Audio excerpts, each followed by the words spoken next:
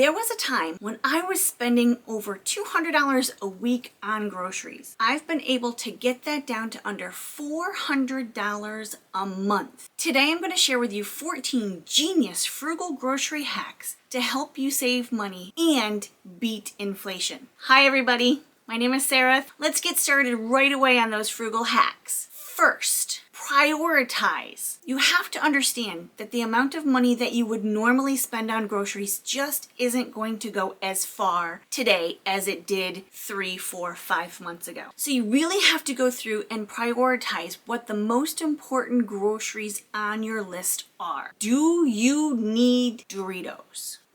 Probably not. Do you need milk?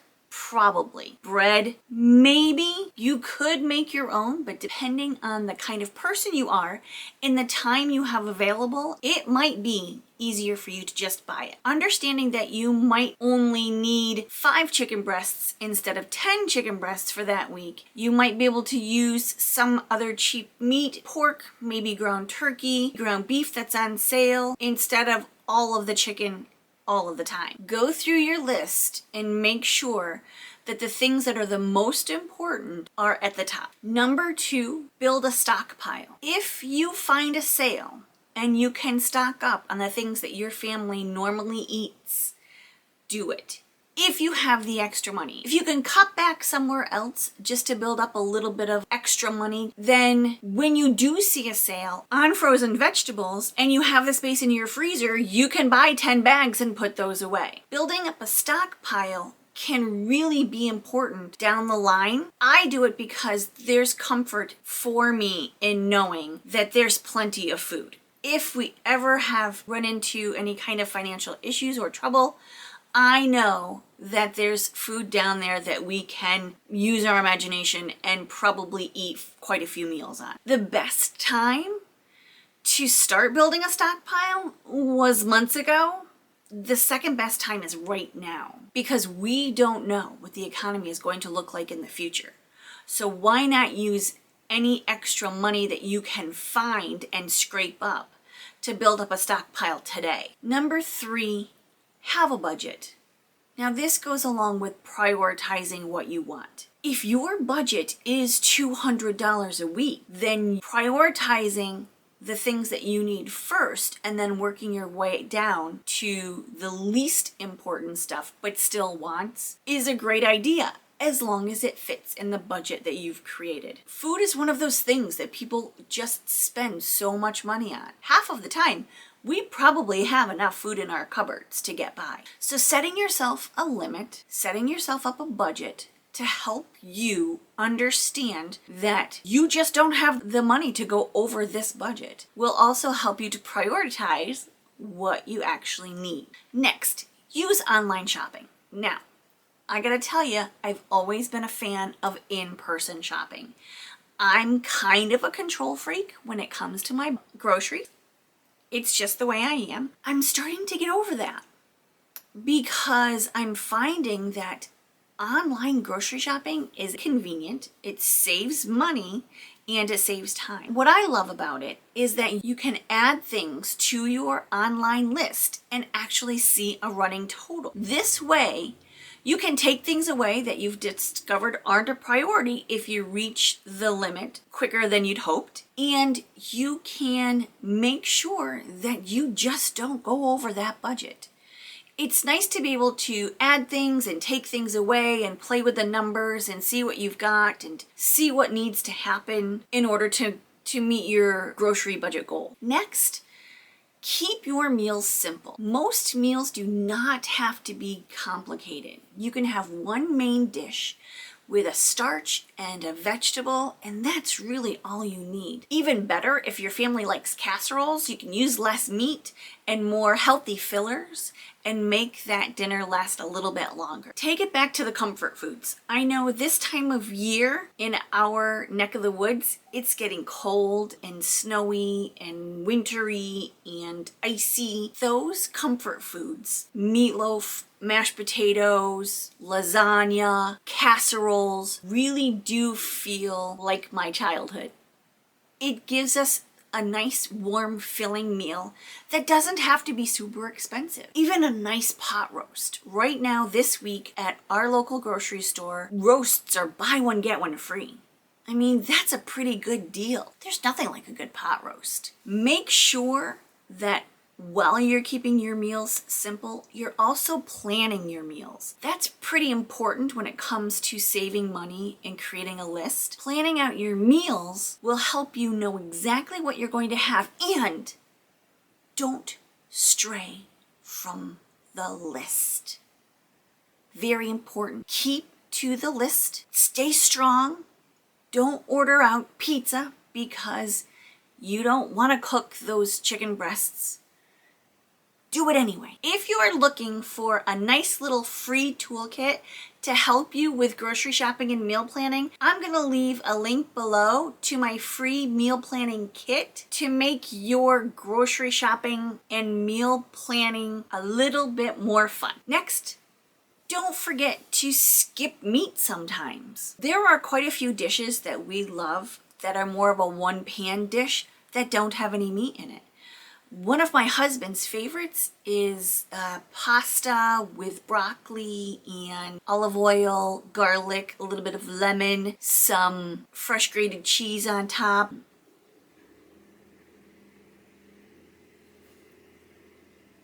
Other things you can do that don't include meat are breakfast for dinner. Omelets, quiche, scrambled eggs with hash browns, all great meal ideas that don't include meat. Next, use up what you have. Before you even head to the grocery store, check to see what things you already have.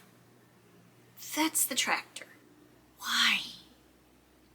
With the tractor. Before you even think about heading to the grocery store and you're right there making your meal plan, because you gotta have a plan before you even think about creating your grocery list or your meal plan, check to see what you already have. Take an inventory of your freezer, your cupboards, your pantry, your stockpile. See what needs to be used up. Then decide what kind of things you can add to that to literally build a meal. This also goes for leftovers in the refrigerator. If you have a couple of chicken breasts left you need to finish up before it goes bad, consider what kind of meals you can use that for. You might need to add some spaghetti sauce and some cheese in order to make a chicken parm over spaghetti, but you do know that you already have the chicken. And you might even just have the sauce too. If there are other things in your pantry that you know you need to eat up, use those for your meal plan first. Next, freeze everything. This actually was a tip that somebody posted in one of the comments of my other videos, and I love it.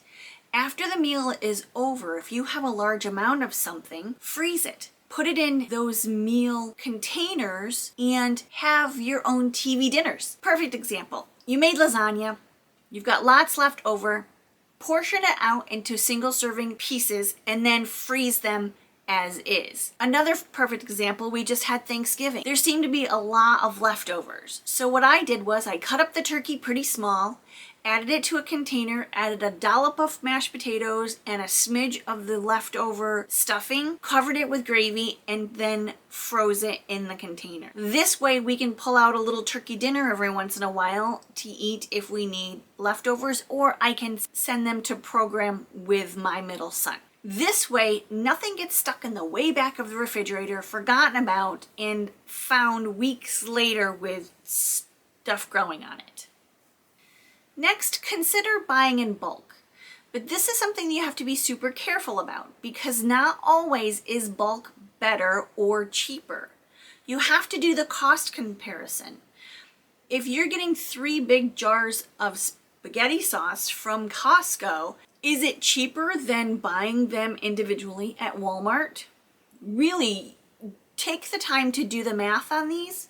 I have found that the things that I purchase from BJ's, for example, tend to be less money than they would be otherwise. You also have to be careful too, if you buy a 10-pound tub of fresh spinach, are you going to be able to eat all of that spinach before it gets slimy and goes bad? Because then you're just going to have to throw it away. So make sure that the things that you're going to buy in bulk are actually worth the money. Next, don't buy for convenience. I'm guilty of it too. I mean, I've purchased my share of frozen lasagnas. But during these times when we're trying to squeak as much as we can out of our pennies, buying for convenience just isn't going to work for our budget. Every time you wish you'd bought that frozen lasagna, the reason you're doing this, your why, you don't want to spend the money. You have a budget. You have a specific amount that you're willing to spend. Frozen lasagnas are $22 a piece. It costs a fraction of that to make the lasagna, but it does mean that you have to spend more time and spend more effort actually creating that lasagna. So you might have to talk yourself up. You might have to refresh your memory inside of your head and explain to your own self the reasons that you're doing this. The same goes for all of those prepackaged things. Prepackaged granola bars and fruit cups, cheese sticks, cookies and muffins. None of those things need to be purchased. All of those things can be made. Even if you have to take one Sunday afternoon to turn the oven on once and bake and cook all of the things. Put your casserole in there for dinner, you've got your muffins in there for breakfast, you've all at the same time.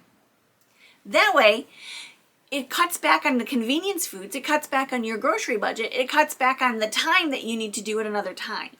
Take advantage of digital coupons. They still do give coupons out in the Sunday paper, but the majority of people aren't buying the Sunday paper anymore.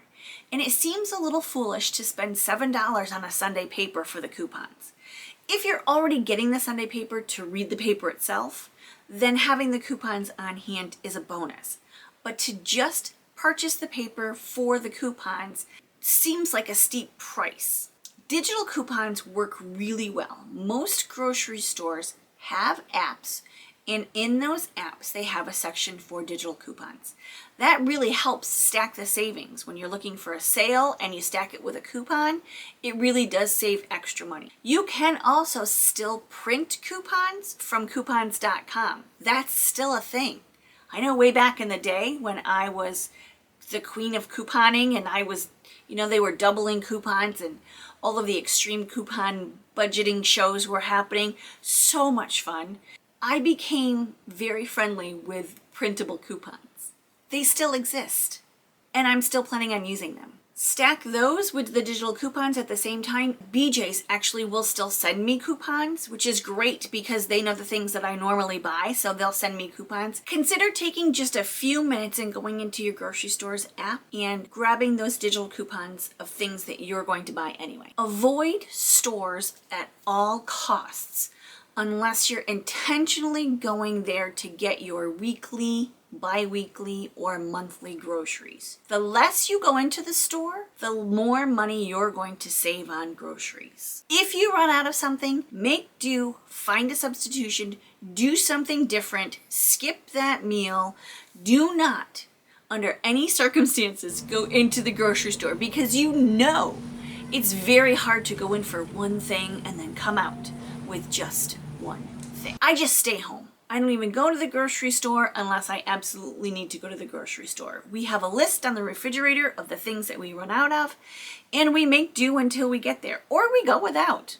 I mean, if you run out of milk, you run out of milk, you gotta drink water. Stop buying food that you don't eat. This one's hard because we all have the best of intentions when we go grocery shopping. We want to be that kind of person who eats the cabbage and the big tub of spinach, the cucumbers and the carrots. But if you're truly not going to eat them, they're just going to end up mushy and watery and fuzzy in the back of the refrigerator. If you plan on using a cucumber, for example, for a specific meal, buy one cucumber. Don't buy the whole bag of them or the 3-pack. Just buy one. And make sure that it gets eaten before it goes bad. Stop buying food that you really just aren't going to eat. Be honest with yourself while you're grocery shopping, while you're making your list. Be honest with yourself whether or not you're truly going to eat the raw cauliflower. And finally, Process everything as soon as you get home. Clean, cut up the fruits and veggies. Put them in jars and containers. Portion out your big family pack of chicken or hamburger meat. Even considering browning a big package of that meat if you plan on using it for tacos or chili for that week. Do it right away. There's very little worse than going into the freezer for 1 pound of taco meat and realizing you've got 4 pounds in a package that's frozen, and now you have to either chisel your way through that or defrost the entire thing. If you do it as soon as you get it, then you have your perfectly 1 pound bags or containers of hamburger meat that you can use to fill the need of your meal plan for that. The same goes for if you have small children, snacks. Put the serving size of goldfish in little refillable bags or refillable containers, so when your little one needs a snack, you can just grab the container and hand it to them without having to dip your hand in and getting way too many goldfish, or allowing your children to do it. So those are my 14 genius frugal grocery tips to save money and beat inflation. I hope you picked up a few tidbits that will help you save money, and thanks so much for watching, everybody. Have a great day. Bye-bye.